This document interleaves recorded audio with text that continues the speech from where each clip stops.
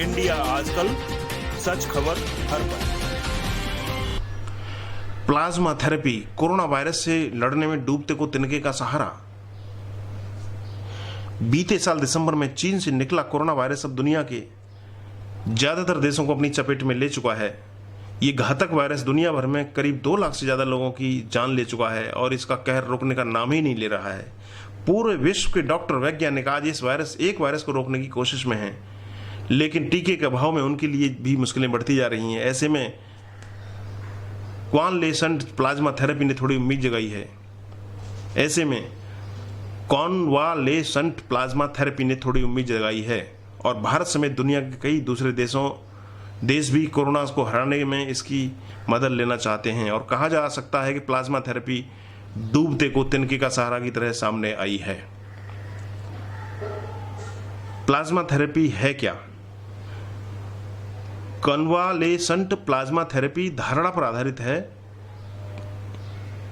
Convalescent plasma therapy इस धारणा पर आधारित है कि वे मरीज जो किसी संक्रमण से उबर जाते हैं, उनके शरीर में संक्रमण को बेअसर करने वाले प्रतिरोधी एंटीबॉडीज विकसित हो जाते हैं। इन एंटीबॉडीज की मदद से कोविड-19 रोगी के रक्त में मौजूद वायरस को खत्म किया जा सकता है। संक्रामक रोगों के इलाज के लिए सदियों से प्लाज्मा वाला इलाज होता आया है। इससे पहले सॉर्स, मर्स, H1N1 जैसी महामारियों के इलाज में भी प्लाज्मा थेरेपी का ही इस्तेमाल हुआ था। कहां इस्तेमाल हो रहा है प्लाज्मा थेरेपी का आजकल?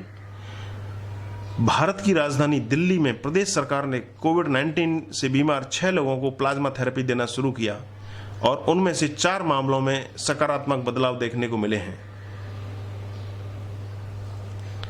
कर्नाटक ने भी इसी प्लाज्मा थेरेपी का क्लिनिकल ट्रायल शुरू किया है। बिहार सरकार भी पटना एम्स में इसका ट्रायल करना चाहती है। देश में सबसे पहले प्लाज्मा थेरेपी की बात करने वाले केरल में भी जल्द ही इस दिशा में काम शुरू होने वाला है।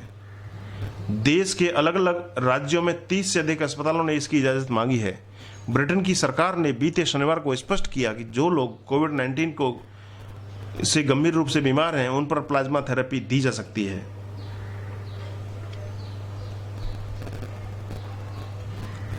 सरकार का कहना है कि वो क्लिनिकल ट्रायल शुरू कर रहे हैं और लोगों से प्लाज्मा लेने की कोशिश बढ़ाएंगे ताकि हर सप्ताह कम से कम 5000 मरीजों का इलाज किया जा सके। अमेरिकी फूड एंड ड्रग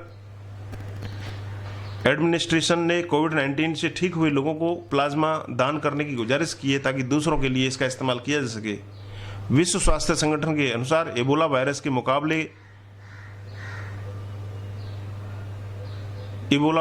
मुकाबले के लिए कन्वालेसेंट प्लाज्मा थेरेपी का इस्तेमाल किया गया था। चीन, जहां से कोरोना वायरस दुनिया भर में फैलना शुरू हुआ था, उसने भी प्लाज्मा थेरेपी का इस्तेमाल करके सफलता पाई है और चीन में फरवरी की शुरुआत से ही इस थेरेपी पर काम शुरू कर दिया था।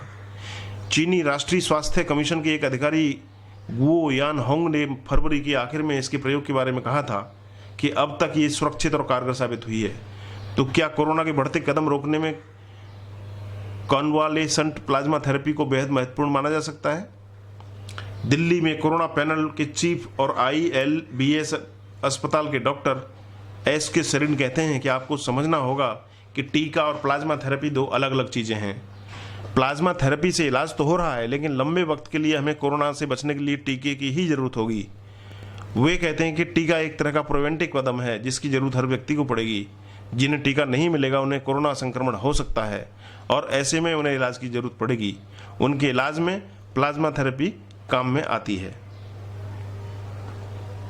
जिन लोगों को कोरोना वायरस के कारण कोविड-19 की बीमारी होती है, उनमें पहले स्टेज में वायरस फैलना शुरू होता है, उसके बाद दूसरे स्टेज में फेफड़ों में कॉम्प्लिकेशन पैदा करता है और तीसरे स्टेज में इस कारण ऑर्गन्स फेल होने लगते हैं। डॉक्टर सरीन कहते हैं कि संक्रमण के दूसरे स्टेज की शुरुआत में अगर प्लाज्मा थेरेपी दी जाए तो मरीज के बचने की उम्मीद रहती है, लेकिन टीके की जगह ये नहीं ले सकता है। वो कहते हैं कि ये नया वायरस है, इसके टीके पर काम कई जगहों पर चल रहा है, लेकिन तब तक इंतजार करना होगा। कोविड-19 के इलाज के लिए अभी तक एंटीवायरल ड्रग नहीं है। ऐसे में जब तक इसके लिए एंटीवायरल ड्रग नहीं मिल जाता है, तब तक उम्मीद की हल्की किरण प्लाज्मा थेरेपी में नजर आती है। डॉक्टर सरीन मानते हैं कि जब तक कोरोना वायरस का इलाज नहीं मिलता बड़े पैमाने पर इस थेरेपी का इस्तेमाल किया जा सकता है।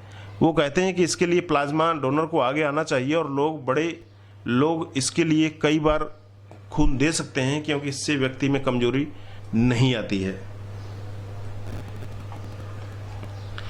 कोरोना महामारी के बीच में अमेरिका में सरकारी स्वास्थ्य एजेंसियां और प्लाज्मा पर काम करने वाली कई कंपनियों ने एक साथ मिलकर प्लाज्मा अलायंस बनाया है और ये अलायंस कोविड-19 के इलाज में इसके इस्तेमाल पर मिलकर आगे बढ़ने की कोशिश कर रही है। वहीं भारत में अलग अलग राज्य अपने स्तर पर ICMR और drugs controller general of India की इजाज़त के बाद इस पर आगे बढ़ रहे हैं, लेकिन एक संगठित कोशिश की कमी दिखती है।